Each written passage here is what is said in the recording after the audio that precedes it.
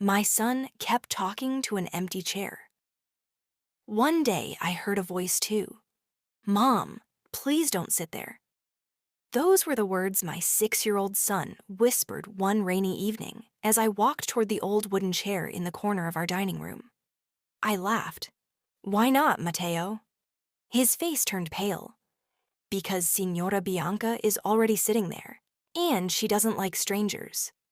I froze for a second before smiling awkwardly. Children imagine invisible friends all the time, I told myself. But then, the chair creaked, all by itself. And for the first time in my life, I heard someone whisper my name. My name is Isabella Romano, and until last autumn I believed ghosts existed only in movies.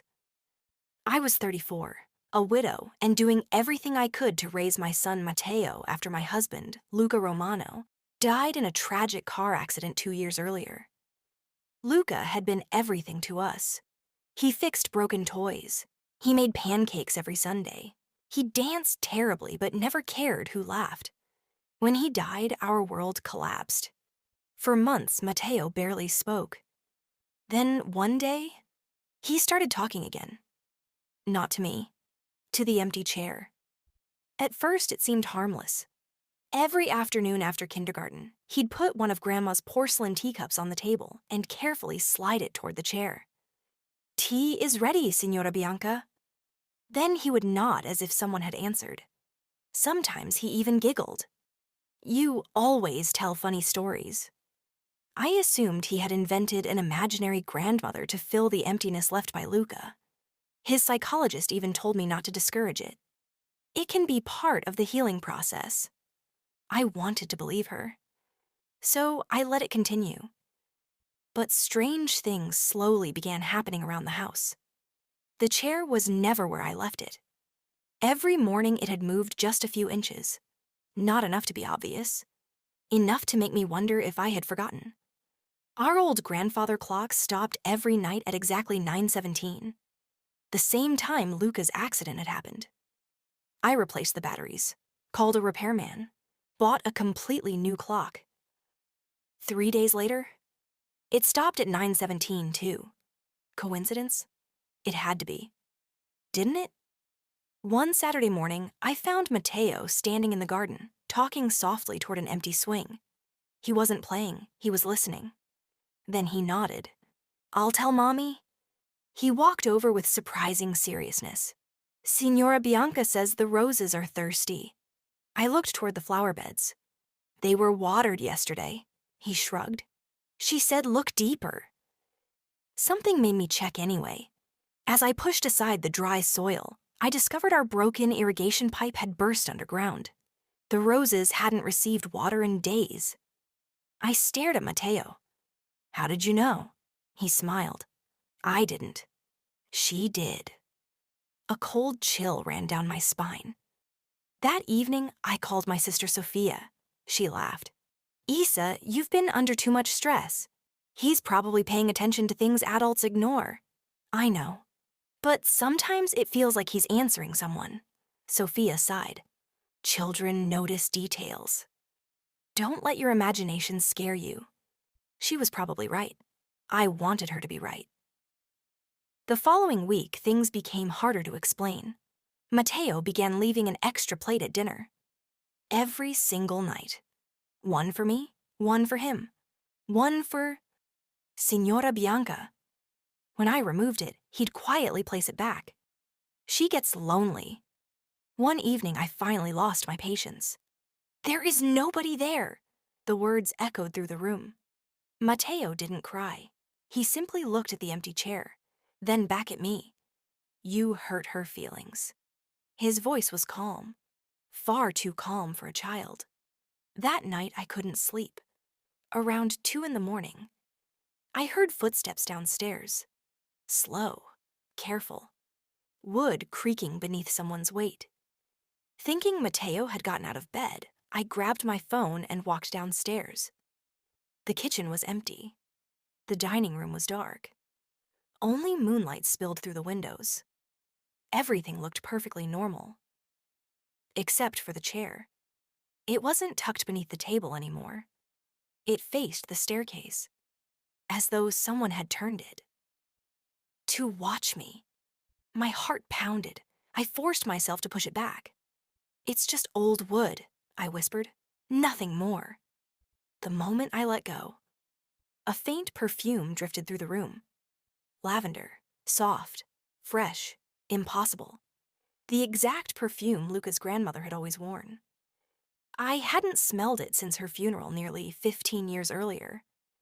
I rushed upstairs without looking back. The next afternoon, I decided to ask Matteo one question. "Who is Signora Bianca?" He smiled.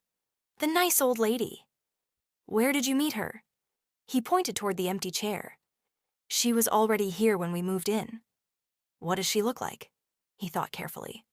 "White hair? Blue dress? A little silver cross. She walks slowly because one knee hurts." Every detail sounded oddly specific. Too specific. "Has she told you her last name?" Matteo nodded. "Moretti." The name hit me like ice. Moretti. I had never heard that surname before. Neither had Matteo.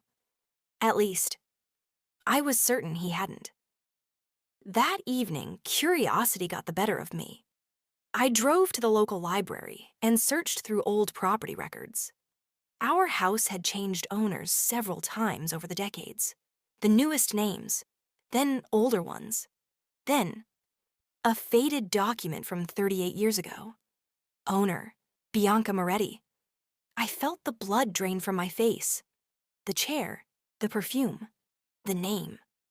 None of it should have been possible.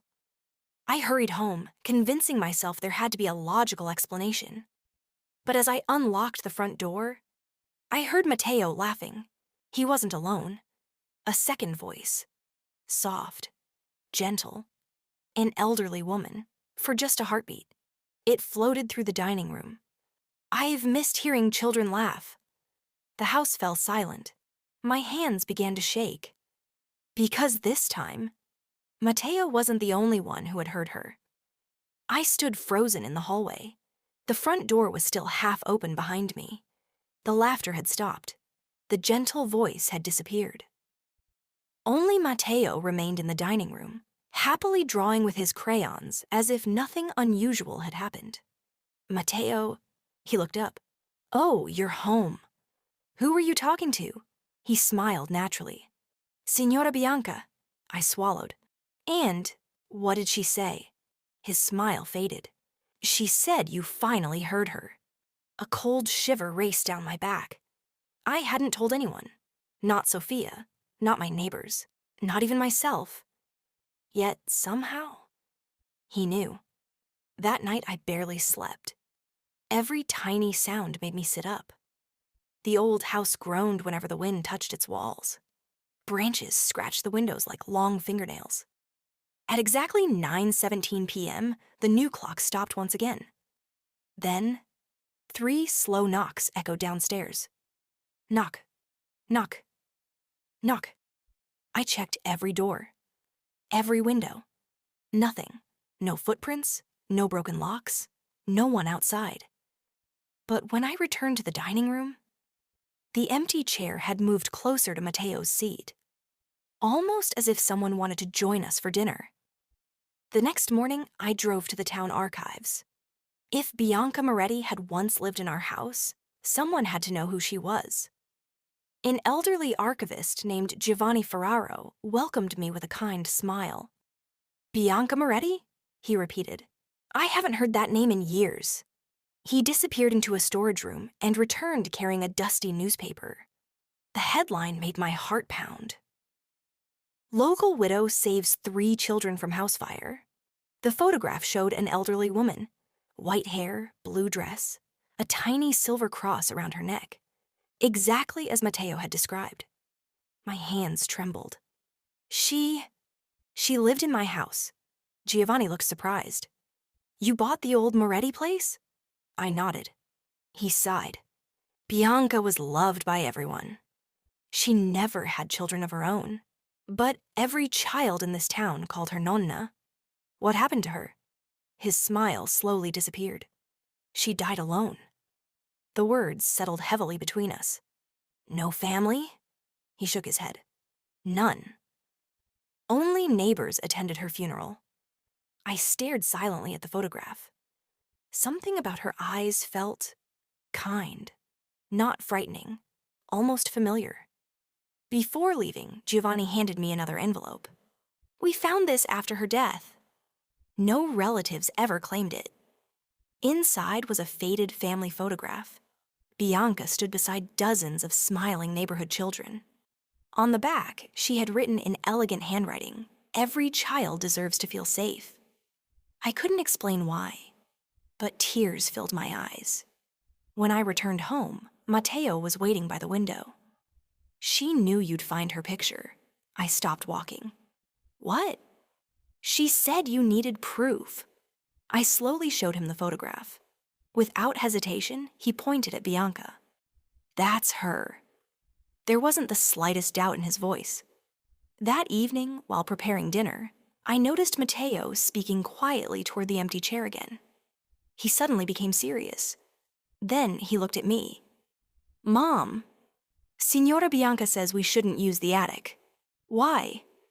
She says something dangerous is up there. I forced a smile. Our attic only has old boxes. He shook his head. No. Someone hid something. Curiosity defeated fear. After Matteo fell asleep, I grabbed a flashlight and climbed the narrow attic stairs. Dust floated through the beam of light. Old furniture sat beneath white sheets. Broken lamps, suitcases, nothing unusual. I almost laughed at myself. Then, my foot struck a loose floorboard. A hollow sound echoed beneath me.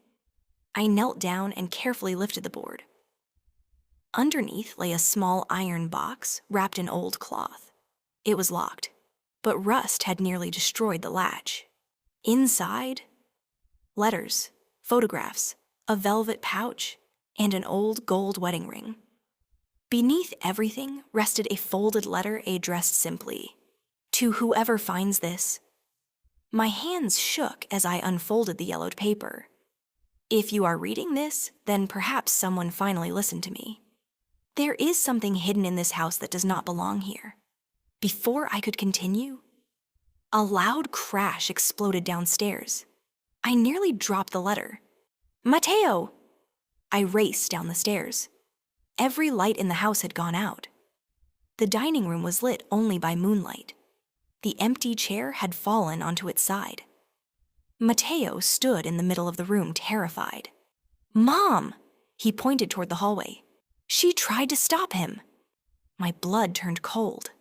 Who? His lips trembled. The man. What man? The angry man. He doesn't like Signora Bianca. Every instinct told me to grab Matteo and leave. I wrapped him in my arms. Then, a deep bang shook the front door. Once, twice, 3 times. Someone, or something, was trying to get inside. The door handle slowly turned. I held Matteo tighter. Neither of us breathed. Then, from somewhere behind the fallen chair, the same gentle elderly voice whispered, clear as daylight, "Do not open the door." And this time, I knew with absolute certainty it wasn't my imagination. Holding Matteo close, I refused to open the door. The knocking stopped. Then the house became completely silent. With trembling hands, I finished reading Bianca's letter. A man came here years ago looking for money hidden by my late husband. When I refused to tell him anything, he threatened me. There was never any treasure, only fear. If someone is still searching, protect this family. The next morning, I called the police. Using the old letters and records, they reopened a forgotten case. Days later, they arrested an elderly man who had secretly been returning to the property for years, believing valuables were hidden inside the house. The strange noises finally stopped. The chair never moved again. One evening, Matteo looked toward the empty chair and smiled. She's leaving. I felt tears fill my eyes. Did she say anything? He nodded. She said, "Your mother doesn't need me anymore. She's strong enough now." A warm scent of lavender filled the room one last time. The chair creaked softly. Then, nothing. Months later, we planted white roses in the garden where Bianca used to sit. Whenever they bloom, I remember that courage sometimes comes from the most unexpected places. And even now, when I see that old wooden chair, I don't think about ghosts. I think about kindness that refused to leave until a family was safe.